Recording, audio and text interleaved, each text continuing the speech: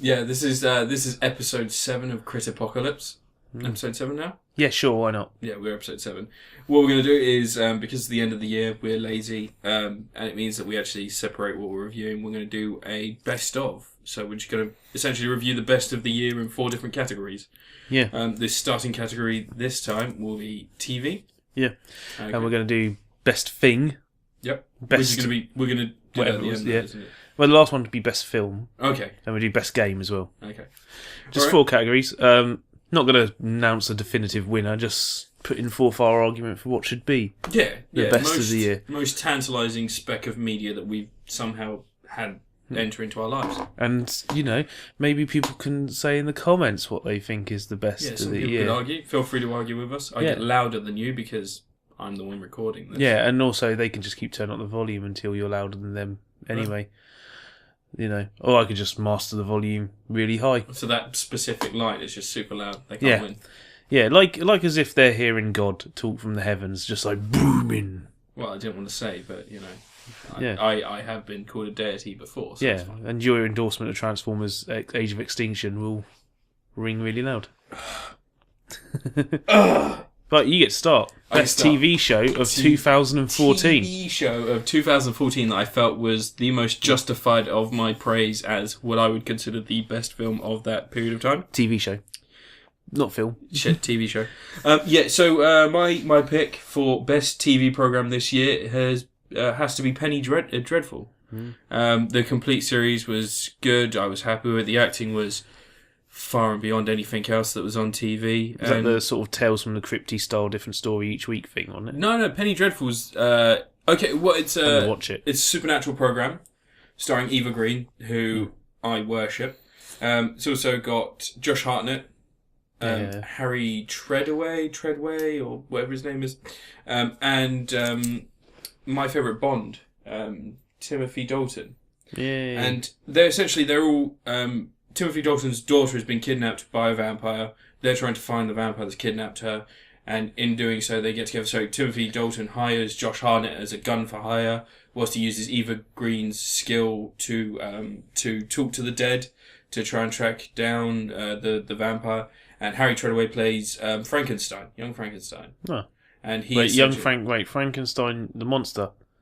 Or young Frankenstein. Frankenstein is the person who created the monster. But are you saying young Frankenstein as in Eric Idle in the No. I'm saying Frankenstein. Yeah, that's how it's pronounced. Frankenstein, as in the creator of the monster. It's him, almost like his early days before he created the Does his door have any really big knockers? No. Oh, shame.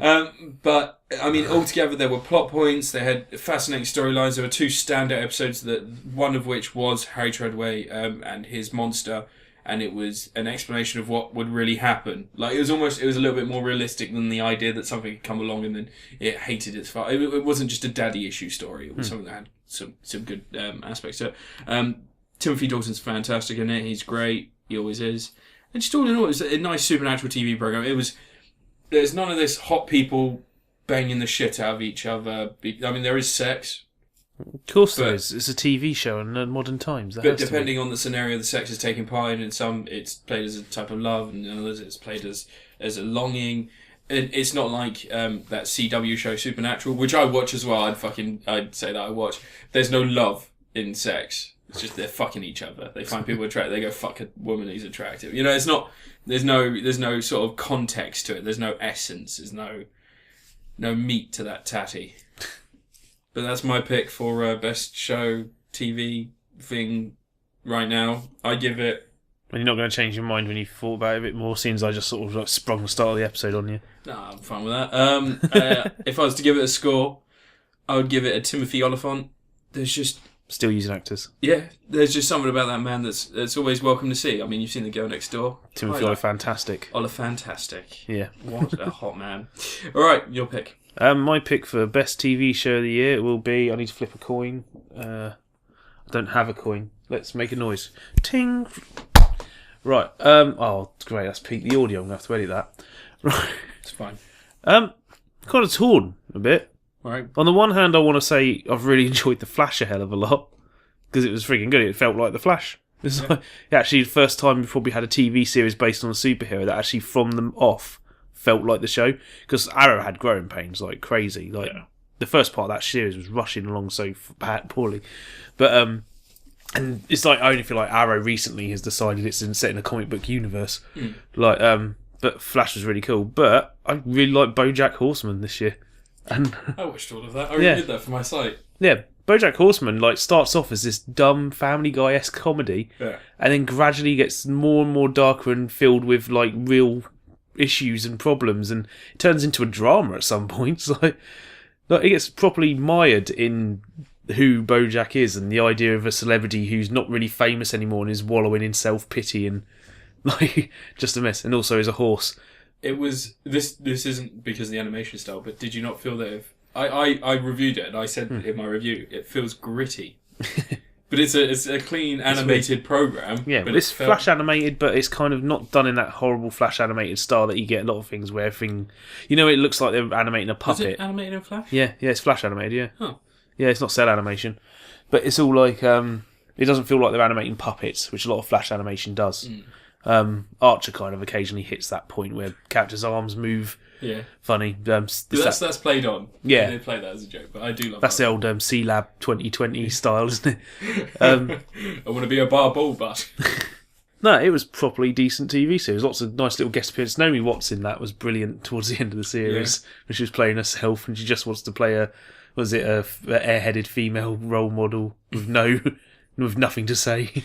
Is that when he gets the role to play Secretariat? Yeah. No, it's not Secretariat, was it? He was playing the story in the film of how the dog guy, Peanut... had stolen stolen the Hollywood sign. Like they made a film based on that thing where BoJack stole the Hollywood sign thing. But, spoilers. There was a Christmas special last week. I watched that. Yeah, but it was basically an episode of Horsing Around, the TV series is meant to be on. There's loads of Bill Cosby references in there, which is possibly not the best thing to do now. But hey, could be worse, could be Jimmy Savile. They made jokes about it. Yeah. Bill Cosby, he horsed around a lot. At least Jimmy Savile's dead. Gary Glitter's still out there haunting people's nightmares. Yeah. And people knowingly sing his songs all the time. Do you see that time when someone created a Gary Glitter Twitter account and everyone thought it was officially him, and they were like, "Oh, we support you, we love you," and then he just retweeted everyone who was fun. It said, "By the way, I'm a parody account. I'm taking the piss." And he's like, "Gary Glitter's a horrible person. You're a racist." Can that be my favourite thing? That was a couple of years ago. It wasn't this year. Oh. But no, BoJack Horseman was brilliant. I thought I'm looking forward to another series of it. I don't want it to take too much of a step back, because they're going to usually have to sort of rewind a little bit and keep it light at first. Yeah. I need a conclusion to the guy who may be two kids stood on each other's shoulders, who works at the business factory. I need a conclusion to that story arc. I was thinking of where they could go with it recently, because I watched the Christmas special, and the original one, it's him writing his book. I was thinking they could take him on like a Comic-Con style tour. Like they do like TV style Comic-Cons. They could take him across the country doing that. Just getting bladdered and I'd like to see them someone optioning his book to be turned into a movie, and they're trying to hire someone to play BoJack, and he's trying to get the role as himself. That'd be awesome. Yeah, just like a film within a film. Yeah, within a TV show. But BoJack was great. I loved it. It's weird. It's a Netflix thing. It's not on TV technically, but Netflix, as far as I'm concerned, is a TV channel, and TV stations are kind of old hat now. Let's face it. You watch shows when you want to watch them. You don't watch them when they're on TV, do you? You record them if they're on TV. You tend to just download them, your torrents and your Pac-Man video games and your Dan Fogelberg. I spent the last week on a holiday. Outrageous. From a new job. What holiday was it this week? It's from a new job. Christmas. Was it Christmas? But I spent the last week slowly working my way through all 5 series of Community again for the 17th odd time. I love that series. That's similar sort of thing. That's coming back on Yahoo, isn't it? It is. Yeah. Do you have to pay for that? Because I don't want to use Yahoo. I'm probably going to pay for it. Yeah. Yeah. I paid to watch Tusk. Oh. I just had to... On Yahoo. Oh, no, I paid to watch the interview as well. Yeah, I'm waiting for that. It's going to be on Netflix soon, apparently. Oh, really? Yeah, they were saying they're trying to get it on Netflix. Oh. So I'll just watch it on that. I went through a lot of trouble to pretend to be American, so I could pay. Yeah. But no. BoJack Horseman. So yeah, that's our 2 nominations. Take it or leave it. That's you 3 because you gave the Flash out BoJack Horseman. I'd agree. Flash I was on the curb for, but I would say that I'm more impressed by the Flash because it's met that wide audience. As much as I love BoJack Horseman, even if that didn't get a second series, that for me was a great season. That's not something I'd worry about having a second series, because that story, I can't see it going. Flash isn't done yet. That's the thing for me. Yeah, we've still got another half of the series, and I think that whole thing at the end of the series, I'm going to do spoilers. I don't think old JD's brother from Scrubs is the other Flash, the Reverse Flash. You mean Ed? Yeah, Ed. Yeah, I don't think he's Ed from the TV series Ed. Yeah, or friggin' the what's his name from Yogi Bear? The Yogi Bear. Oh yeah, he was. Not Officer Dribble. That's from Top Cat. He's Park Ranger. But no, Park. I mean the Park Ranger. Yeah, but who fucking cares? Who watched Yogi Bear shit film? That episode ended with it going, "Oh, he's the Reverse Flash." I don't think he is. I think there's more to it than this. I've got a feeling he's one of the. Is it the New Gods from DC Comic Universe? The ones who are like from the future. His computer's called Gideon. That's a hint. I wanted to believe he's Booster Gold for a while. I didn't. I wanted to be because I was like, "What's the name of Booster Gold's computer?" I think it's a waste if they just make him. Oh, his computer. Yeah, it's like it's got a funny name, hasn't it? Yeah, it's got a really silly name. I thought it was Gideon for a second. I was like, no, it's not. But no, my only problem with him being the Reverse Flash would be that he's far too charismatic. And it's far too much fun to just be a villain. Yeah, and you don't want another, because the comic book series, they're always bogged down with the fact that the villain's better than the hero. Yeah, Agent Ward in Agents of S.H.I.E.L.D. is gradually becoming the most interesting character on that show. And you've got like the Joker in Batman, you've got Bane in Batman, you've got you can name it like look at the only time that I've ever thought Harrison Wells, that's his name. Yeah, that's it. But Green Goblin in Spider-Man 1 is the only time I haven't felt more invested in the villain than I have the hero. Look at Dr. I really Octopus. felt sympathy for him in one scene in that film though. What? You know when they're putting the metal class down, he's like, "Oh, it's cold." That bit, yeah, I really felt for him in that scene because I've experienced cold metal before now. Do you think he ad-libbed that, or do you think? Yeah, apparently it was. That's Sam Raimi. He's freaking Willem Dafoe. You let him do whatever he wants. Holy shit, though! Thinking about it, Spider-Man 2, the villain in Spider-Man 2, Doc Ock is so well. Alfred Molina, you'd never go, that guy. I like how he wants to get Spider-Man's attention by throwing a car through a cafe window in that film. Going well. But one thing I like with The Flash, though, this series, was that every single episode had a superhero moment, like a real superhero moment. Most of the time in Arrow, it's him in some dark thing firing an arrow. But like the train crash bit... Arrows? Yeah, he's got trick arrows. Yeah, but I want to see the freezing ones. He used a bunch of them on Flash, didn't he? In their little fight. And it was quite a nice little fight, actually. Yeah. I was happy with that. But like that train crash bit in one of the episodes was great. Yeah, that's showing off. That's TV budget doing a massive train crash. And then Captain Cold, like, who has no superpowers, he just seems to be a dick for the sake of being a dick and still alive. He feels like a 1960s Batman villain. He does. He is so two-dimensional. It's the right sort of two-dimensional for me. It's the fact his hair's gone grey because it got cold. Yeah, it's not how hair works. Yeah, that's our best TV show then. Yeah. So, what, best thing of the year? Best thing of the year? Yeah, thing that you can review. It's definitely not going to be Morrison's All Butter Shea Toilet Paper or whatever. No, it's definitely not going to be that. The best thing this year for me... it doesn't have to be anything complex. It can be something simple. Yeah, no, I'm trying to think of something that I really enjoyed. Probably the best thing for me this year, and it's the best event, I'm going to say, I went to Download. I go every year. And every year I make a bigger tit out of myself as I expand on what I've drunk in my life. This year I drank... But they're selling the Trooper there. So every year I make a decision of what to take. You have to pre-prepare for festivals because you're going to spend 5 days there. So I pre-prepared this year by buying my mixers and then pouring my alcohol into Pepsi Max bottles. Because you can't take glass. and pour the Pepsi out first, I hope. I drank it. Yeah. just Bible start tipping Pepsi out in front of a homeless person. Not made of money. But I took in about, God, it must have been about 10 2-litre bottles of drink. Not mixed. As my mixer, I was like, this year I'm going to be original. So I think I took Dandelion and Burdock. Nice. Cream soda, Orangeade and Cherryade, and I mixed gin, vodka, and whiskey with those. I like to do Dandelion and Burdock with Jack Daniels. Oh, I wanted to vomit every second. Yeah. Oh. But when you're at a festival, you day drink, and the bands were great. There were people that I'd never want to see again, and there are people that I've always Who was wanted playing to see. this year? Because I'm very much like Download was where all the new metal bands went, so I avoided that like the plague for years. Right. Well, I go every year. I'm not into heavy metal. I'm not into metal. I'm not one of those 22-year-olds who's trying to convince people that singing about your girlfriend is hardcore. I'm not interested in that. I went to see two people very specifically. One of them was Rob Zombie. Nice. Fantastic live. The other one was Aerosmith. Again, fantastic live. I mean, there were bands in between. I saw people like Offspring. I saw Bowling for Soup. I saw Skindred for probably the 18th time in my life. They're still around. Yeah, they played. Jesus. They're playing the Agincourt for the New Year's. But I saw a ton of bands, and it's just a great place. A lot of the people there, you'll see them, and they'll be dressed in a way where you think, how do you exist outside of a festival? But, I mean, obviously they're all there for the same reason you are. They're there to have a good time and listen to these bands. The only thing that I'm worried about next year is I'm definitely going to go next year. So if anyone does go and they want to hit me up on Twitter, and we can chat about something, I don't really care. I'll be drunk most of the time and belligerent probably.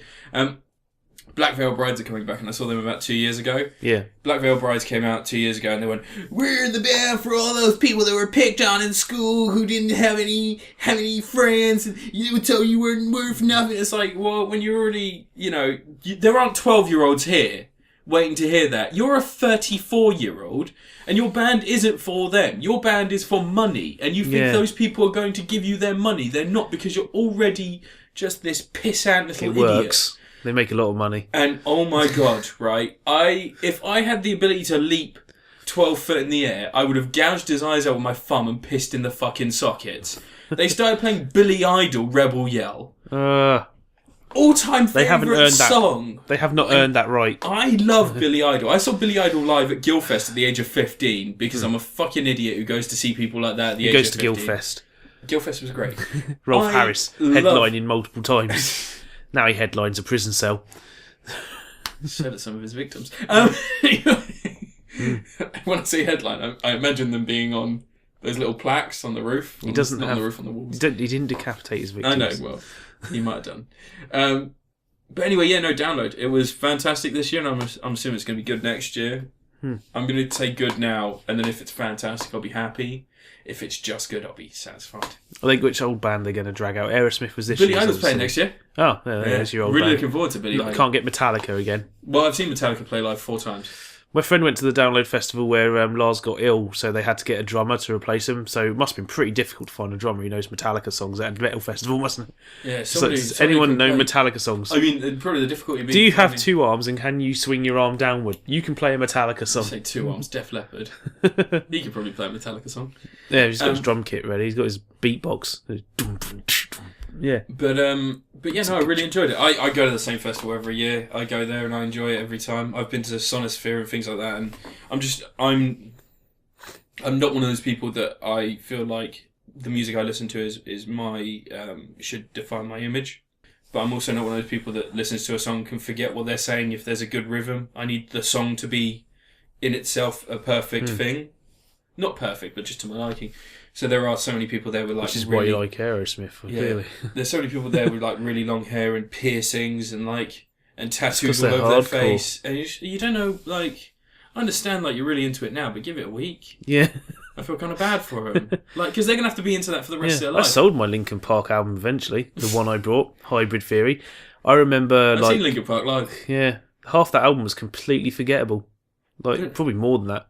I think that's why I probably the person that downloads catering for, because I go there and I don't have the laundry list of bands I want to see. I've got friends that are into that music and I'll go with them to go see stuff, and I'll probably be surprised at some acts, but most of it will just be... I saw Sepultura. Yeah. I saw Sabaton. Sabaton, nice. Have you heard of Sabaton? I've never heard of them. So I didn't know what they were. Yeah. And my friend was like, "Oh, they're really good." I've got Welsh mates I go with. And we went and we stood at the stage. I was expecting, because every other band I'd been dragged to, they'd been like, "We are going to sing about the darkness." And I was like, Duncan Hills, Duncan Hills, Yeah. Duncan Hills, and coffee. I was like really expecting one of those downer like 40-year-old men with the really lank hair and like the makeup. They're like, maggots. I'm like, well, I've just paid to be. I don't want to be called a name. Like, I just want to have a good time. And this guy came out, massive smile on his face, wearing like this body like a vest and a t-shirt. And he was like, "You have good time. We have good time too!" And I was like, yeah! Instantly right in the mood. And I was like, yeah, no, this is it. This is my... No, Sabaton are cool. Sabaton are really cool. Yeah. Really good live. Really good live. It's like I didn't know who Nightbreed were. They're the woman singer. Nightwish. Nightwish. Yeah, they're the ones who do the music that goes dum da da dum dum dum dum dum dum dum dum. Yeah. Yeah, which I've utilised on a And I couple of videos. saw them live a couple of times. And the first time I saw them, I didn't know who they were. And I really liked it. But yeah, no, I'm going to go next year. No. Right, what am I going to do for my best thing of the year? I was going to go with I've been speaking for 10 minutes. Sorry. I was going to go with the phrase from JonTron, gambled on a fart and lost. That was a phrase I quite like this year, but I think I'm going to go with rediscovering the Godzilla films. That's my favourite thing I did this year. Yeah, because I had the stupid idea to review as many of the Godzilla films as I could, and I spent 3 months finding the DVDs and importing and finding the right prices, and I almost got them all. I was close. So close. Yeah, I mean, you can't get Godzilla 1985. It's not available anywhere at all. Like, because Weren't there ones that I offered to get for you? I want to have like the proper DVDs and like everything. physical copy, Yeah, but I've got quite a few of them. They're all there, man. Yeah. I managed to borrow a couple from my uncle, so in the end, I was only missing 3, which I don't think was bad going for a 30 film frigging saga, 50 years of Godzilla. I watched them all because I remember that we were talking about this when you were doing it. Yeah. They all merged into one. I love my Godzillas. There's dark periods. Like, there's really awkward. Like the original Showa era, the 1960s part, it goes through some really painful shite in the middle, and then towards the end you get frigging Godzilla versus Mechagodzilla, and it's awesome. Yeah. Like, you Terror Mechagodzilla and all that. They're awesome ones, and I love the Heisei era. That's the era I grew up with. Son which of is Godzilla. Yeah. But, yeah, I love my Godzilla films now, man. Yeah. I still haven't got the new one on DVD. I really should get it. I've got a HD copy. I bought it on something. Well, I got my uncle. I helped my uncle get a new blue HD TV the other day. He's got Godzilla 3D, so I might like just go around there and watch it, and not in 3D. I'll turn it off, but I'll put the Blu-ray on. It's worth watching it for you. That Godzilla film kicked ass, man. Yeah, I really liked it. We went to see it together, didn't we? Yeah. That was after we both watched all of the other ones beforehand. Well, Yeah, when we came around here and watched Final Wars, we had a night of nonsense, and I introduced everyone to the wonder that is Don Fry in Final Wars. See, I had seen Final Wars only like 3 weeks before we watched it, and I still don't like it. It's a brilliant film. I hate it so Beautiful. much.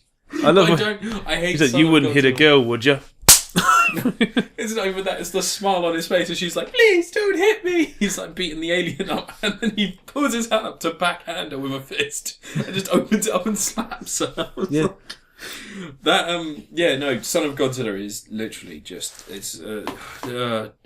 I'm not I'm not advocating anything, but that baby should have been aborted. It gets it all wrong. Cause like, what's the It one? gets it all wrong. Everything wrong, yeah. The fucking that stupid cunty lizard. There's been which one is it? The one with the little All Monsters Attack, which is like a clip show Godzilla film, but it's about a little kid. And I could suffer the Son of Godzilla stuff in that because that one was very, very aimed at 4-year-old, 5-year-old kids, and was very much a little kid silly adventure thing. So it felt okay. But Son of Godzilla, wasn't that the one where he spoke? Yeah, it's got little speech bubbles that come up. But All Monsters Attack is the really silly, cartoony kids one. That's the. I mean, I got 2 copies by accident, so I sent a copy to my mate Kevin for his little kid who apparently loves it. Look, but if I had that ticket out of Last Action Hero, I would go into that film with a machete. and punch Midler in the face. I would tear the costume off of that baby Godzilla. I'd kill the actor who played him, and I'd burn the costume. Who's a midget? What do you mean? I don't care. If anything, you're being discriminatory by saying that just because he's a midget he can't be murdered. No, they can't actually. They've got magical powers. It's true. It's true fact. Rick and Morty. Oh, I'm eating my strawberry schmeckles. But yeah, rediscovering Godzilla this year. That's my best thing of the year. So, what's the next category? Is video games. Son of Godzilla is the worst. Yeah. Why would you choose Everyone to agrees. watch that? Because I wanted to record every. I've got it, man. I've got a copy. Watched it as Do you want to watch it now? I can put it on. Fuck that. Do you want to do a commentary for it one day? Nah, Yeah, that's all right. We can do a commentary track. Nah, that's fine. Good. Video game. Yeah, best video game of the year. And remember, if you Okay. don't pick an artsy independent game, which people argue isn't a game, you're not a real critic. FTL came out this year, didn't it? Nope. 2013. Might have been earlier than that, actually. That would have been super easy, wouldn't it? FTL's great. Yes, yeah. I want a Star Trek version of it. I just want them to just reskin the game with Star Trek ships. And friggin' I want to control the Enterprise with only 4 people in the crew. Alright, the best game that I've played this year. It's really difficult because I've played a fair few. Do you want to go first? Nope, you go first. Okay, Can't break up the order. Last time you did this, you had to review 2 things at once. Yeah, that's true. Okay, alright. Well, it's actually going to be two games for me, and there's 2 different reasons behind my favourite new IP, just for the idea and its execution and the way it looks, just the product as a whole, minus the dialogue, is probably Sunset Overdrive. Yeah. I didn't review it very well when I got the chance to speak about it before, but upon recently going back to it and doing the collectibles and having a bit of fun, I found that you can turn the volume off. Sweet. As soon as you do that, you don't have to put up with the irritating voices or the music or the stupid caricatures. You can do that on all games. I know. Every game ever made has the ability to turn off the volume. Possibilities around it. I should have been born deaf. Yeah. But that game... I've got knitting needles somewhere. That game, if you have all the audio and stuff on, it's just a pile of shit. But when you've got it turned off, it's beautiful looking. It's really fun. It's really well executed. It's got the right. It's got the right balance of Crackdown meets something maybe a little bit more relevant. It reminds me a lot of The Club, but without like the circuit style build. It's all like Tony Hawk's type thing. It's got the whole point scoring. I can see that Craziness. I can see what you mean by that. Yeah. But The Club, massively underrated shooter on the Xbox. The only problem was that half kicked of ass. it, well, I say half of it, 75% of it was online. And that was before... No, The Club wasn't. Yeah, it was. You had like multiplayer where you could do like the same Yeah, thing. no one played that.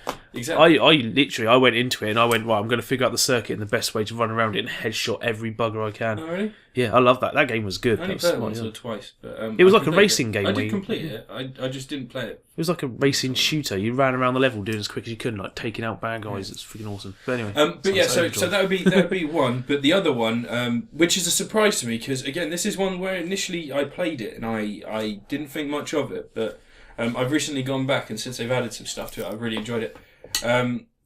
Is EA Sports UFC? Yeah. I mean, Mario Kart would be an obvious choice. People have raved about that. This is my favourite game, so this is the game that I've got the most out of. Mario Kart, as much as I love Mario Kart, I've been playing it for 10, 15 years now. And as much as I love Super Smash Bros, I've been playing that for 12 years now. So those 2 games, they're always going to be top picks for me. But when it comes to new properties, that's really what I feel this year was about, because the next gen came out and everything else I have. So EA Sports UFC, I've really enjoyed it, especially recently. There's still a couple of bugs and there's still a bit of glitching when it comes to the bodies, but it looks great. Did you get any in your videos? Yeah, I did. Yeah, make a compilation video. Man. I will. But it looks great. They've added in new fighters. One thing that I was really waiting for was the old UFCs I used to play as Mark Coleman. He was the first UFC heavyweight champion. He's a big dopey man who can hit really, really hard. And I beat the shit out of Brock Lesnar. Yeah, I saw your video. Yeah. And I loved that. And it's really nice. There's like, it started out as like a product. They added in Bruce Lee for some fucking reason, but ignore that shit. That's cool. Not really. That would be cool if you could unlock him as like a final character when you could finish career, but just having him as something you could buy. And I thought he was actually in the game from the start. No, you have to buy that it. sucks. So it just seems like, again, it's relevant. It's not relevant. You know, you don't need that in there. That should have been a goofy unlockable. Yeah, that's what I thought. Like I always wanted a boxing game to have as an unlockable character a Rock'em Sock'em Robot. Yeah. That'd be awesome. Punch Out. Yeah, just like... But a really fun game. Really fun game now. It feels like a complete package, finally. It took a while to get there. But you love feeling a complete package. Yeah. Love getting the twig and googleberries all in one hand. But I would highly recommend it. Now, it's so cheap. It's like a tenner, 20 quid. You can play it. And you can play it. Hours of fun. I did the career mode. I do it online. I play online. And I play the... I do the one-on-one fights really often. Just so I can get some Mark Coleman beats in. But yeah, really fun game. It looks really good. It reminds me of, like, you remember when Fight Night Round 3 came out on the Xbox 360 and everyone was like, look how good that looks. And you look at it now, it's kind of like shaky. Square lips and shit. Yeah. But I remember playing that demo so many times over because I was like, this looks amazing. Oh, Fight Night Round 4 as well, Fight Night I think it was the Championship. first thing I played when I got a HD TV. I think I went and re-downloaded the demo just to see what it looked like in HD. See, that's the thing. My Philips TV that I bought recently to play my Xbox One. Well, I bought recently. I bought it within the last year. When I first played UFC on it, someone walked past, and I think I was still living with my housemate Dom, and he walked past. He was like, "Oh, you watching UFC?" And I went, "No, I'm playing the game." And it's that good. If you just take a passing glance, it does look real. Yeah. And the animations, how fluid it is, and the fact that it lets you make the decision how you want to fight. UFC's mixed martial arts for a reason. It's not just grab the guy and throw him down. So many games, like the older games were better, but a lot of the matches would end up on the ground and there's not much you can do. In this, because you can transition easier. It does look like when you're on the ground, there's more of a grapple game going on. Like, a lot more,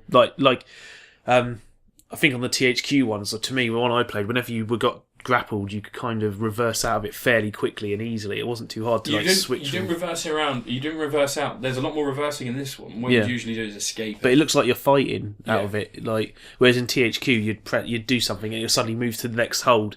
Whereas the EA one kind of looks like they're fighting to get to that hold. Have you watched any of the videos I made? Yeah, I watched the Brock Lesnar one and one of the others. Yeah. One of my tactics is that I get the side hold on the ground, so they're face down, and I just start walleying them in the face. They want to look them in the Kimura lock. Yeah, they always. I don't grapple often. What I do is a reverse grapple a lot. But yeah, I really recommend it. It's so cheap now that there's no reason, and I'm sure they'll bring out another one next year that will have like marginal improvements. I think it will start at this level, and they'll continue to improve it. But EA. Apparently, they had to make this game in 9 months. Really? Yeah, apparently it was like they had hardly any time because they literally got the EA license. They got the UFC license after THQ folded. Yeah. So they literally had something like 9 months to get this game made and out the door. See, I heard that there was a choice between this and Fight Night, a new Fight Night game, and they made the choice to continue. They probably just converted the engine and yeah. But I really enjoyed it. Really recommend it. I wish it came out on last gen, just so I could have a look, see how it looked on that. But yeah, that'd be my 2. Sunset Overdrive, and I mean, if you've got a Nintendo console, if you've got a Wii, I've got a Wii U and an Xbox One. If you've got a Wii U, then you always buy Zelda, Mario Kart, and Super Smash Bros. You're never going to go wrong with those games. And I'd always recommend them each year, but that should go without saying. If you're a gamer, you know that now. Yeah, it's not the point where we're like worrying about the new siphon filter. We've given up on that. We know we know whether or not something's going to stay in Nintendo. And you said siphon filter because you saw it on the screen earlier. Because I've seen it. You've got it, and I was thinking about playing it. Nah, don't. Watch my videos and feel the frustration. Right, your pick of... See, I don't get to play as many new games as everyone else because I'm skint. It's mostly PC games for you, though, isn't it? Quite a lot now. Yeah. I've really moved. I can't remember when. I do remember the last time I played an Xbox game because I recorded it and put it on the channel. That's the only reason I played an Xbox game. I'm going to get some more use out of it. No, I was playing SSX and it was. Oh, okay. How is it? Yeah. It's free right now. You can go a couple of days. I played The Raven as well. That had some unintentional hilarity in it. Yeah, I never wanted to play that. No. No monochromatic graphics. No, that's not that one. The Raven's a adventure game. You played like some Hercule Poirot knockoff, but yeah. But no, the game I would say like Alien Isolation was really great, but I haven't played enough of it yet because the game's too scary and I can't deal with that. Yeah, so I'd say probably the best game of the year is a real simple one: Shovel Knight. Freaking. I know you talk about Shovel Knight. That's why I don't want to talk about it. Yeah, but Shovel Knight is spot on. Beautifully made. Yeah. Absolutely brilliant. The way it's plotted out and designed and how fun it is. And I'm happy to play through it multiple times and I can't wait for that add-on content they're bringing out. The blooming friggin' one you can play as the Black Knight. Oh. He's got his own story. Oh, really? Yeah, he's going to get his own story. And you're going to be able to play as some of the bad guys. That's cool. Yeah. That's cool. Can't wait for that. You know how people keep calling it Metroidvania? Well, Shovel Knight? It's not at all. Well, you gain powers and stuff, but you don't go back to the areas and stuff. It's more like a roguelike. But what I'd really say is it really reminds me of Mega Man. Really reminds me of Mega Man. It is a big love up to Mega Man and all that sort of stuff. But you're fighting with a shovel. Yeah. Yeah. But yeah, Shovel Knight, that would be my pick. Not much to say, I've actually already reviewed it once. Are there any other games that you might... This year? It's been a bit dire, hasn't it? Well, Super Time Force? Didn't play it. Found the money for it. Yeah. Defense Grid 2, I'm really liking that. Playing that the past couple of weeks. I've got that, but I haven't played it. Yeah, because it was on sale on Steam the other day, and I finished it already. I've churned through the thing, and I'm trying to do all the challenges. And was it Humble Bundle one at one point? It has, I think it has been at some point. But Yeah, Defense Grid is. I think Defense Grid is one of the best little tower defense games that have been made. I love tower defense games. I'm a nerd for them. The simple lack of input that you have to do. Yeah, just set up some towers and wait. I'm trying to think of what's been released. Yeah, but all the AAA games this year have been just bland to me. Far Cry 4, I played that around my mate's house, and it's just the same game as 3. Literally the same blooming game. I loved it. Yeah. And probably would. It's nothing wrong with it. It plays fine, but it's the same game, and the crew was like, it's alright, it's decent. It's the best you can say about a lot of these games this year. Alien Isolation was the only one a AAA game that I played this year that felt like a little bit of extra effort went into making a cohesive thing. Yeah. Like, beautifully graphics on that game. I love it. I love how it looks. It's brilliant. But what we got next year to look forward to? Another Tomb Raider, apparently exclusive to Xbox One. Thanks, Microsoft. No, Street Fighter 5. Possibly another Borderlands. Yeah, probably. New Tekken. Ugh. I love Tekken. Tekken's still a thing. All right now, calm it down. I love Tekken. Tekken hasn't been good since Tekken 3. Shut up! What is wrong with you? No, telling the Tekken's truth. always good. Tekken is better than Street Fighter to me. No. Yep. No. Yep. No. Because Street Fighter, I've won matches in Street Fighter where I've just held the block button and then pressed down randomly. There isn't a block button in Street Fighter. You press back. Yeah. I've pressed back on the controller and randomly pressed down and blocked every one of these stupid little attacks, and I've just come back and gone like, bah! You're playing against people who don't know how to play Street Fighter. He knew a combo. That's more than I knew. You learn to play Street Fighter. I know how to do the fireball. Hadouken! Jump in with a medium kick, land on the floor, light sweep, uppercut. Like that's the sort of thing I you don't do. know what that is. And you got to learn about when their frames are there. But When see, Tekken is different. Tekken, it's about picking the right character to counteract another character, or picking the character you feel best with, or picking a character based or on picking your Eddie active Gordo. fight. Eddie Gordo's the worst. You pick Eddie Gordo No, and you tap pick- the kick buttons. If you're a Ultimately, starter, you pick Orang. If you're a starter and you've come from a wrestling game, you pick King because he's grapple based and he's also got the best in terms of blocking and counter hitting. it's a button masher. It's not a button masher. It is. You clearly, me and my friend Dom played 8 versus 8 championship match. My old housemate played an 8 versus 8 championship match, and we got a double KO at the end, and we had noise complaints because we were screaming with laughter afterwards. We were cheering. There's nothing like getting that same all that happened was Did our it freeze fist, frame? Rocky our fist- 4 style. Rocky style. Like. our fists collided because we punched at the same time, and both the characters just dropped down. Nice. Just came up with double KO, like, ah! Like screaming the house down. But yeah, no, Tekken's really going to be good.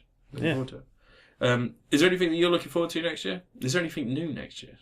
I've got Pillars of Eternity coming from Kickstarter. Okay, the massive So play challenge that. is going to be done. Yeah, I'm playing that bit. It's good. But no, I'm so off the AAA games these days. It's all about the smaller, not necessarily indie, because Was Papers, Please this year? Yeah. Ah, yeah, I really like Papers, Please. that's a good game. It's a great game. But it's all like Nudie old ladies. the smaller games now are just so much more interesting to play. I played a game last night where you tap keys on a keyboard and it makes words come up. That's all it was to the game. Yeah. Like, I mean, it's different. I would agree to a point. I still like the grand stylings of these bigger games, but it is getting to a point now where like we have to ask ourselves: are we buying into this revisionist? Ubisoft are burning us out with the exact same game design in every single game. EA are at least trying to put out. They seem to have a quota thing going on. EA where they have their shooter game, their racer game, and all this, and they're just trying Dragon Age Inquisition was really interesting. Yeah, that's apparently it's excellent. Everyone knows playing it. I wouldn't say it's excellent. I'd say it's a solid 7 out of 10. I like Iron Ball. It's all about Iron Ball. You can have sex with him. Yeah. I'm going to sex a dragon. People tell me I can't do it. I'm going to sex a dragon. I'm going to somehow get the Barry White loop playing power in the game, and it's just going to come along like... Just write a letter to them. Write a letter like you're a 5-year-old to them and say, I really like Dragon Age Inquisition. It'd be, Dear BioWare, I like Dragon Age Inquisition. I would like to shag a dragon. Please can I have this as download content? Lots of love, Matt, age 5. Please see picture below for illustration of what will happen. It's a picture of a stick man with a dick. Yeah, pushing a dragon's tail out the way. Just... holding a dragon's tail up, and then the next, it'll be stage 2, will be the penis just going in. Yeah. Yeah. You're right, there's not anything... I mean, Mario Kart was great. We played Mario Kart. The only big name games I get excited for now are Nintendo games, and I do not have a Wii U, so I can't play them. And I haven't got any whose fault 3DS is games that? for it. I haven't got the money. I'm broke. I would buy some 3DS games, but yeah, that's another thing. I don't like the price they're charging for 3DS games. Were you a little bit disappointed by Super Smash Bros. On the Wii 3DS? I'm fine with it, but it feels that the friggin' slider stick is not suitable for it at all. It needs a D-pad option, man. It feels a bit like a kick in the face that they're going, oh, if you buy both copies, you get a CD. Yeah. And an extra character. I would prefer if they turned around and said, if you've got it on your console or if you've got it registered with us, you can get the new one for £30 as a digital download on the Wii U. I'd be like, yeah, straight away, boom, take my money. The Wii U one's a lot more of extra stuff though compared to what I thought it was going to be. Yeah, I know. Because they made it sound like the Wii U version was literally the 3DS one with better graphics, but it's not. It's actually got a lot of extra stuff. Do you have the creator stage on the 3DS? No, creator stage. 8-player Smash isn't there. That Ridley thing, the mini boss thing, half those of stages are missing. Different set of characters unlocked at the start. Like it's completely different. There's loads on there. There's no additional characters though, is there? No. They kept the same characters, but it seems a weird strategy though. To release them both, but that's the Pokemon strategy, isn't it? You've got to have two versions of your game. Nintendo do that a lot. Inazuma 11, that's another one they chuck out two versions of. I'm amazed they didn't do two versions of the Professor Layton Phoenix Wright game. But anyway, that's best game. Shovel Knight for me. What would you say was the worst game this year? Worst game this year? Yeah. No, I don't really play many bad games. I don't tend to buy too many. So I tend to pick and choose my games very carefully. But just by watching Jim Sterling's videos, you can probably pick out a list of about 15 terrible, atrocious games that you will not touch. I'm not talking about Air Control. I'm not talking about anything that you'd spend £1 on in Poundland. I'm talking about stuff that like you'd spend £40 on and be. That's the same thing. I don't think I've brought a full price game once this year. I've bought everything discounted, and I've known that if it's good, I've had feedback on it before I brought it. Arkham Origins was probably the closest thing, because whilst it was decent, it felt like a slightly iffy cover song. I hate the beginning. From the beginning, I knew I wasn't going to like it. There's some bits I really like when you're fighting on the rooftop and Vicky Vale's got the camera on you and it goes to the camera from the news camera, like you're on TV, and it lasts like 10 seconds. They should have done the whole fight like that. The Bane fight made me want to fucking drill my own head. Same dodge, jump, yeah. It took me a couple of attempts to beat that. Hated the intro. I'm glad that Rocksteady are basically saying, we kind of ignore it. It didn't really happen. It's not canon. Yeah. I like that. I'm looking forward to Arkham Knight. That's the one game I'm looking forward to. It looks a bit too much like Iron Man for me. And yeah, I don't like the armour. That looks silly, but it's just over a month away. And I'm going to be able to play Arkham Knight. I'm looking forward to... I might, if I get it, I might just bring it around if you want to play it. I'm going to get on PC. You get on PC? Yeah. God, yeah. I don't think my graphics card's going to handle it. It'll be fine. It looks too good, man. No, it'll be fine. I'm calling it now. Get this right here. Arkham Knight's a chick. I think they're pulling a phantasm on us. Especially when that Edge magazine cover and Arkham Knight stood in the traditional chick pose. So Arkham Knight's the villain? Yeah. Okay. Yeah, a Batman wannabe. Okay. But it's a lady. Okay. I'm telling you now, I'm calling it. One other game I'd like to give an honourable mention to is Evil Within. Yeah. I loved it. Wasn't that schizophrenic though? Yeah. It wasn't schizophrenic. A lot of people were going, it's the next Resident Evil 4 and shit like that. And it was good, but I wouldn't hold it to the lofty heights of Resident Evil 4. It's a great game though. I'm looking forward to seeing the DLC. Because it only cost me £10 from game recently, so I'm going to get all the DLC chapters. And I'm really looking forward to the DLC because I love the main game. It's one I might play on PC eventually because Capcom are pretty good at discounting. And that's when I've heard it's a good port as well. Yeah, well, at first it wasn't because people complained because it had the locked widescreen ratio, which is a performance thing on the consoles, isn't it? But on PC you don't need that. It's nice. It's actually you don't realise it's there if you're playing the game and you're actually getting into it. You don't notice it's there. It gives you a nice cinematic touch. You never restrict the ratio for a PC gamer though. No, yeah, that's true. Because there's so many different types of PC monitor as well. You just never want to do it. No. Because imagine if someone's playing about 4x3. They won't like it. PC gamers don't like artistic expression. They want pixels on their screen. Imagine if you had a 4.3 monitor, you'd get like 20% of your monitor. Yeah. There are still people using SD. Freaks. How? A lot of them. I know. Still using SD things. Crazy. Well, but anyway, mistakes have been made. Best film, yo. Best film this year. Yeah. Fuck. It's really... Do you ever not want to say the obvious one? Best film this year is going to be a toss-up between two again. And they're both mainstream, which really disappoints me because I'm an art house kind of guy. I like art house films. I don't. Yeah, I like same foreign problem films. for me. I think we're both going to pick exactly the same film. Probably. Yeah. But I love foreign films. I love art house films. This year I finally saw the Ryuno Kanche or whatever it is. They're a series of anime based around. Rurouni Kenshin. Yeah, based around Batsuo. Yeah. Yeah. I saw the live action ones and I watched the two redone HD animes. Yeah. They're great, but it's no. I wouldn't really call it art house cinema. It's Japanese. They're both really great. But Japanese haven't made art house cinema for about 20 years. No, they haven't. And people call Crouching Tiger, Hidden Dragon art house. That's Chinese. Racist. Yeah, still. Fuck it. But anyway, they were great, but it's going to have to be mainstream. Godzilla was one. Holy shit. It was a long crawl, and it was almost killed by Aaron Taylor Johnson, but it was a great film. It was great, and at the end, we were both in the cinema together when we went to go see this. The ending where the blue lights started going up through the smoke. Yeah, the whole. And fuck! It was just I cheered. I was like, yeah. Yeah, it was the whole film. People don't seem to get this. People don't want a slow build anymore, and they don't like tension being ramped up. Because I saw someone the other day saying that they hated Mad Max. They watched the first Mad Max recently and said they don't see what the fuss is about. And I'm like, do you have no patience whatsoever? They said, he's only really mad and stuff in the last 20 minutes. I'm like, that's the point. He fights the whole film trying to resist breaking. That's one of the best shots in cinema history. Why would you get angry about that? The bit that he's driving the car and the camera's like in front of the car and all that. No. The bit he's got the guy with the handcuff, barefoot, running down the road.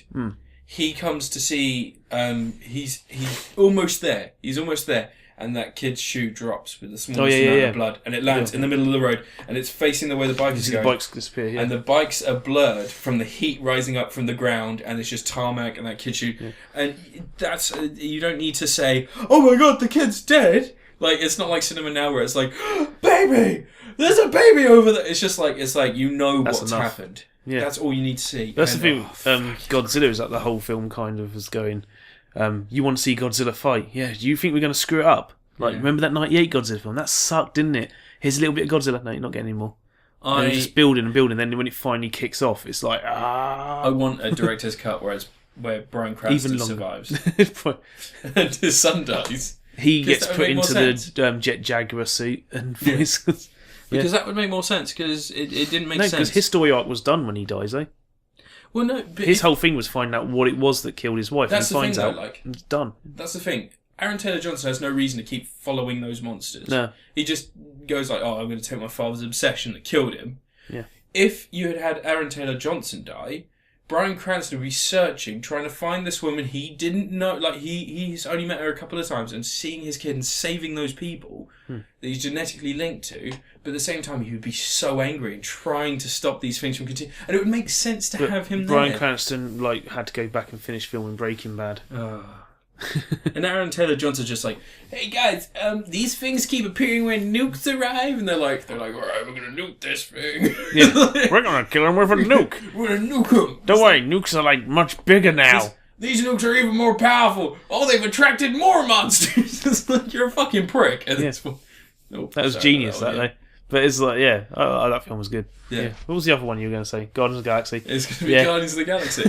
I love Moneyball. I like Parks and Recreation, and I really like Zero Dark 30, and they all have one thing in common, and that's Chris Pratt.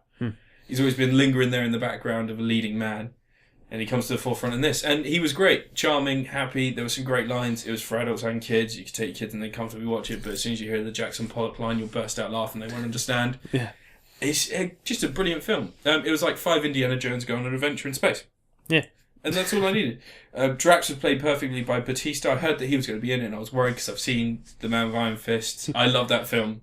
I'm not saying that he's bad in that, it's just he plays his part as well as it is expected. Unless he has to talk, the better. Yeah. To be honest. But in this, apparently he cried when he heard he had the role. Yeah. And immediately hired an acting coach. Because he wanted to be in a Marvel film because his kid. Yeah. He wanted his kid He probably to should sing have Marvel.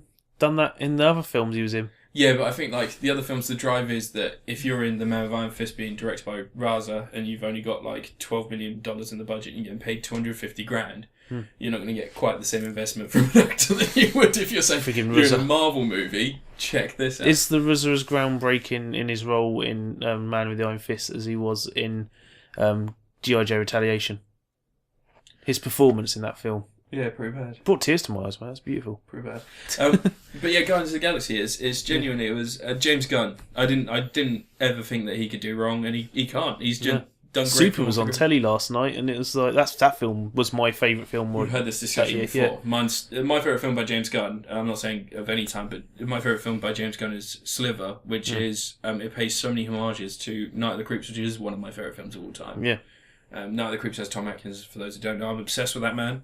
If anyone could get me his signature or a lock of his hair, I'd be happy. But it's just great. Finely crafted. He's been given the chance to make a big budget film, and he's proved that he can do it. And what's nice is you get to see some of his friends dragged along for the ride. Yeah, bit of Michael Rooker action. You've got his brother. Lloyd Kaufman cameoed in it. Yeah, Lloyd Kaufman. His brother played like Nathan Fillion's in it. All the Rocky Raccoon. Yeah, and Groot. Yeah, and also you've Nathan got makes his voice. Yeah, Nathan Fillion had a little cameo, and Alan Tudyk's probably in there somewhere. Probably, why not? Sure. Yeah, don't know. Bradley Cooper, I didn't expect him to be as good as he was. Yeah, I was always thinking Jason Statham would be Rocket Raccoon, because in the comics he's usually written as either Scottish or a Cockney accent. I heard that it was going to be Robert De Niro at one point, and I was like, I can kind of see that. Yeah, well, I've always imagined him with a Scottish or Cockney accent. Oh, really? Yeah. See, I imagine... That's how he's written. Yeah. He's going to have a frigging sporran on his head in some of the old comics. Yeah. But well done. Really well done. And great soundtrack as well. Yeah. So awesome wisely soundtrack. picked. I got really annoyed with people going, how does he have batteries and stuff in space? Like, they got space travel. Yeah. They can travel through galaxies. What? Have you not seen the Simpsons episode? Do you think they're not going to have an alternate method of battery? No, there's that Simpsons episode where they run out of batteries in the control, so they put some uranium in it, and it just works. It's fine. That's fine. Does the job. Do that. Yeah, it's like, where did you get all the old stuff from? So what do you think that's the only time they went to Earth? Yeah. That's true, because they do say they have a name for Earth and everything, don't they? So yeah. It must have been there. But no, that was going to be my pick, so you ruined everything. Sorry.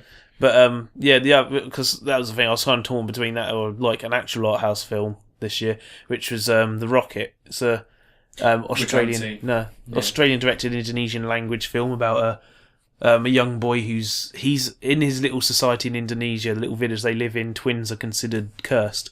If someone's a twin, it's like, it's wrong. But when he was born, his twin was stillborn. And so the grandmother thinks he's cursed and she doesn't like him too much and she thinks he's still just trouble. And the story sort of involves this family being uprooted from their home and having to go to another part of Indonesia because their town's going to be basically flooded when they build a dam. There's a lovely bit in it where they're going to see their video that's promising them these lovely homes that they're going to get to move and live in, which obviously aren't built yet and won't be built most likely. And the little boy goes up and he takes a dive into the current dam where water's captured, and there's like temples and stuff that are ruined underneath the water, showing like industry just coming along and just destroying tradition and culture. But the whole film's like really nicely made. There's one character in it who's basically obsessed with James Brown. He's always wearing this purple suit that he says was given to him by the US Embassy when he used to fight in a war or something like that. It was James Brown's suit, he reckons, and he wears it all the time. So yeah, it's a really nicely made film, really like slow paced. It has lots of little events going on, little story about a kid having little adventures in a world that's like probably one of the most bombed places in the world, because it was bombed like crazy by the Americans. There's still bombs lying around everywhere.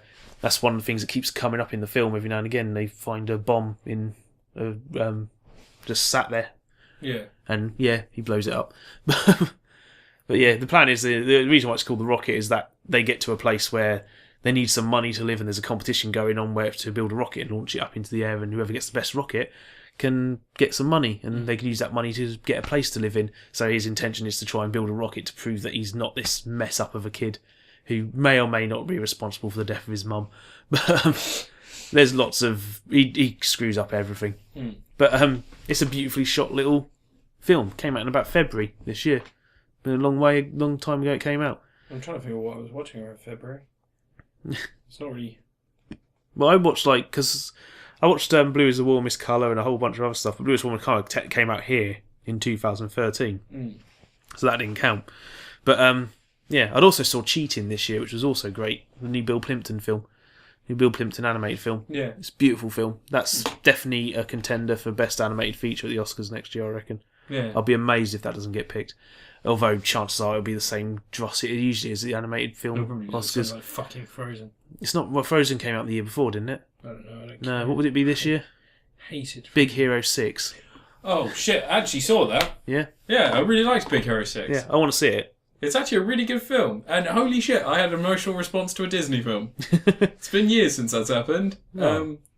Oh god, yeah, that was a really good film, really impressive. But I was going to say that the animated film that I'd probably recommend this year, is The Book of Life, the Guillermo del Toro.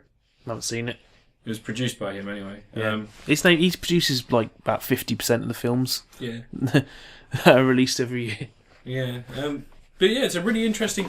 It's a woman telling kids the story of a bullfighter who is killed. No, sorry, it's the story of a woman. This woman's telling these kids a story about three people. There's a girl and two guys. The two guys are in love with the girl. They're both in love with her.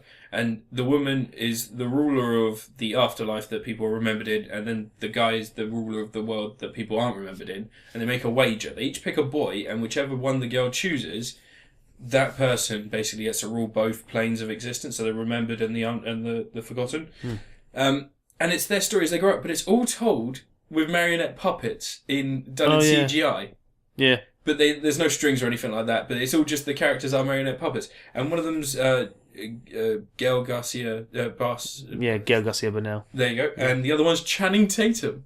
Fair enough. It's got Ron Perlman in there. It's got Zoe Saldana in there. It's a really good cast. And the whole thing is really warm. It's beautifully done.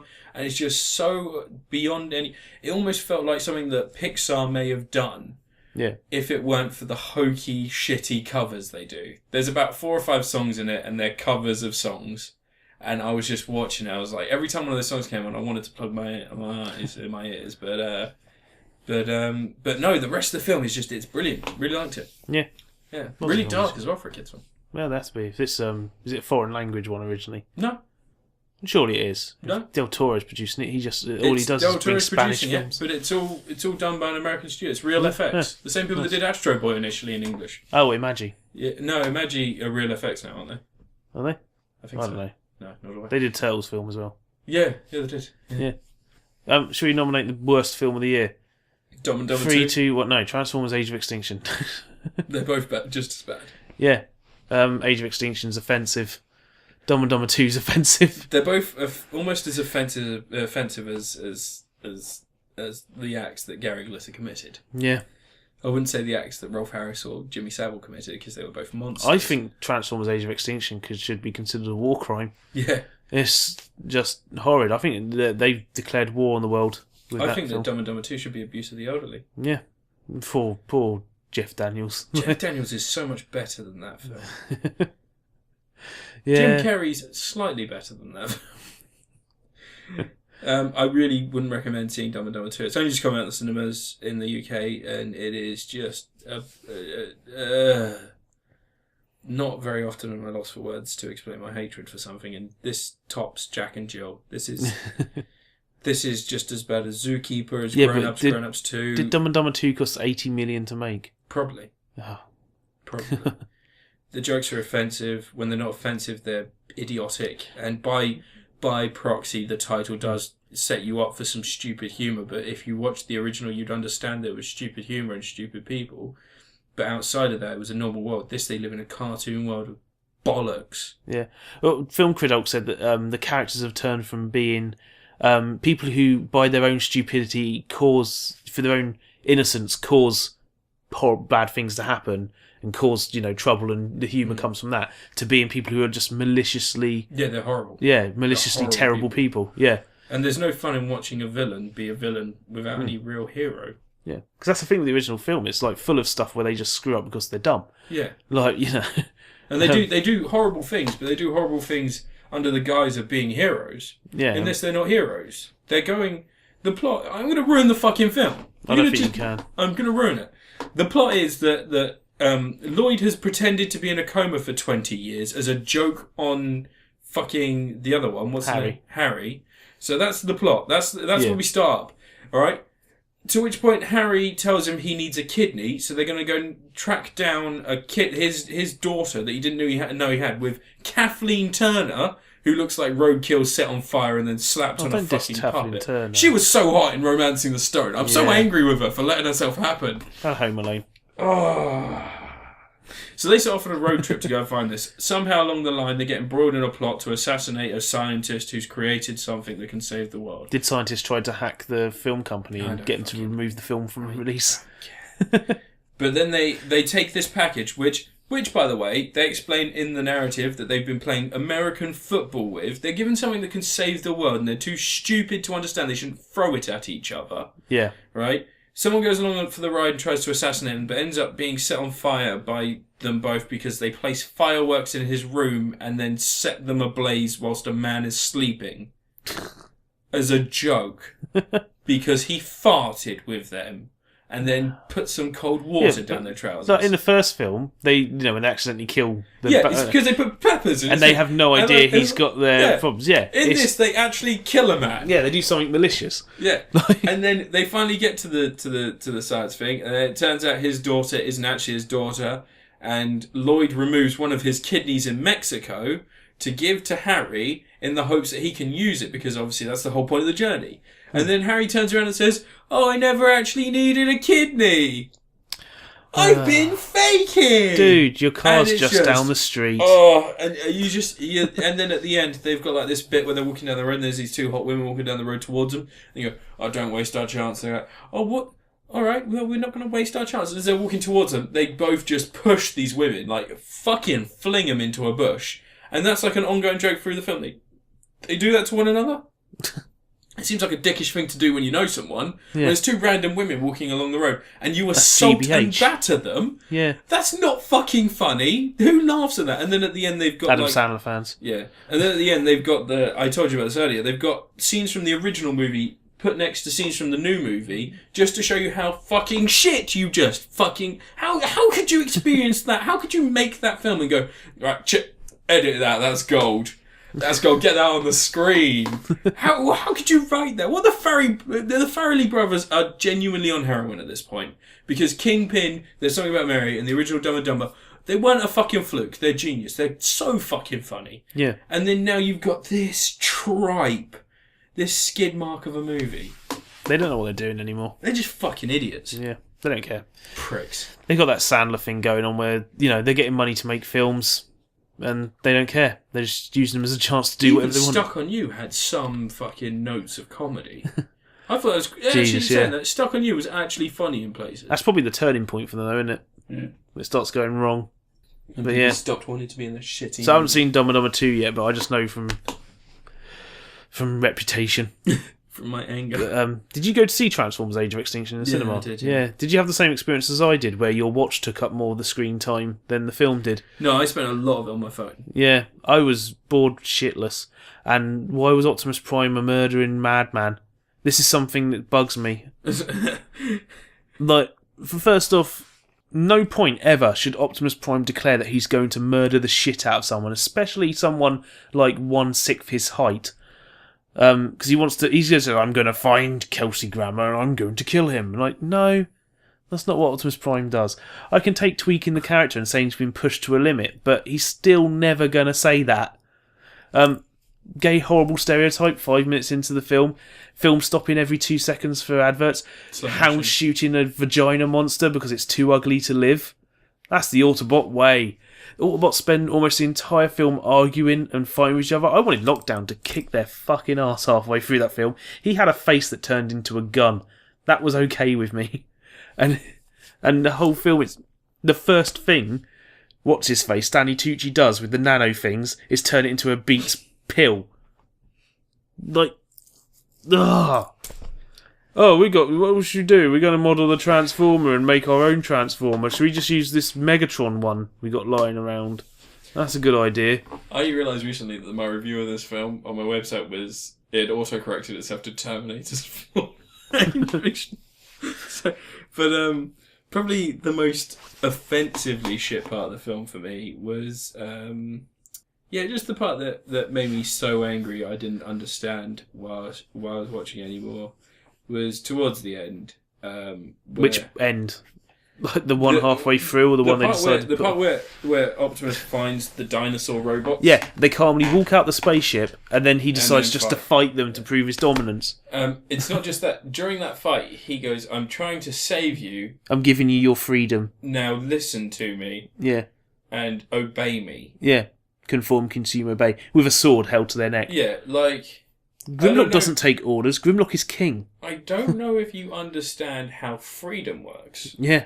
But having a knife to your neck is the opposite of it. Yeah. That... It was really bad. It was an awful film. The problem is that they're going to keep making them because it made more money Yeah, than... fifth one's apparently shooting next year. Oh. Yeah. Cast me in it. No. Not allowed. Put me as the main character and I'll act as if everything is just a joke. Oh, they've taken my daughter! See, that's the reason why the Turtles film didn't piss me off as much, was because it had the decency to end an hour and a half in. It didn't drag on. It didn't have any like offensive, racist or homophobic stereotypes. There was no vagina monsters being shot. There was some really, really dodgy camera work. Oh god, yeah. The spinning fight scenes are just ridiculous. But that was Transformers the whole way through. Yeah. Michael Bay cannot hold a camera still. He always wants to do circles around people. You saw the animated one by Magi Studios. Yeah, I like that one. The side-on fight between Raphael and Leonardo in the rain is probably one of the best scenes in the Turtles film. It's the best scene in the Turtles film. It elevates the whole thing. And the Kevin Smith cameo. That's the voice picture. But they were the worst things of the year. They were the worst, just things. Not even games. Grown Ups 2 came out last year, didn't it? Yeah. Good. Yeah. Good. So yeah, that's our awards. We awarded things, TV shows, games, they don't get films. Anything. No, they don't get anything. You get to decide, and then you can give them a like on Facebook to indicate the win. Why not? Yeah. If you don't agree with us, or if you feel like you have a valid opinion, please let us know. We will read it out if we get a point. Chance. But we can do readouts. Yeah, we can do questions. Yeah, we'll take questions as well. If you want to ask us a question, only by post though. Send. No. You can put. You've got us on Twitter. Yeah. At LV54 Space Monkey. And at Cinemageddon. Yeah. Spelled with 2 Ds, 1 G. And remember to subscribe to us on YouTube and also SoundCloud. And all that. Yeah. Yeah. It's been lovely talking to you guys. That's episode 7. Even though you're not in the room. No. If you were. Talking at you guys. We'd be doing more than talking. Yeah, mate. Boom. Yeah. Pay attention to the show. Listen to us. Obey us. One last thing. Did you listen to the new Starbomb album yet? Yeah, I didn't like it. No, I like it. I just that fart sound effect. Saves the entire album. But I can do one for free. I thought you were actually going to fart on the microphone.